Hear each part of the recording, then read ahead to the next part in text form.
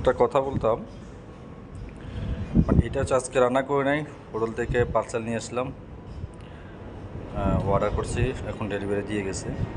মানে দেশি মুরগির কি লেগ পিস, দেশি মুরগি বলছে কিন্তু দেশি মুরগি না, এখনও পর্যন্ত আসলে আমি অবশ্যই খাই দেখি নাই।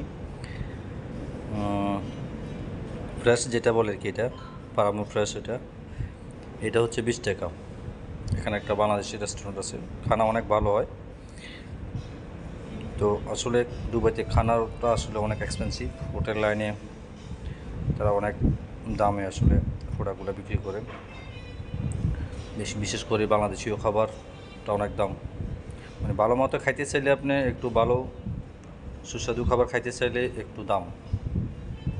এটা হচ্ছে 20 টাকার খানা পার্সেল, এক পিস লেগ আর এক পিস আর একটা ছোটো পিস, সাথে আছে এক পিস আলু।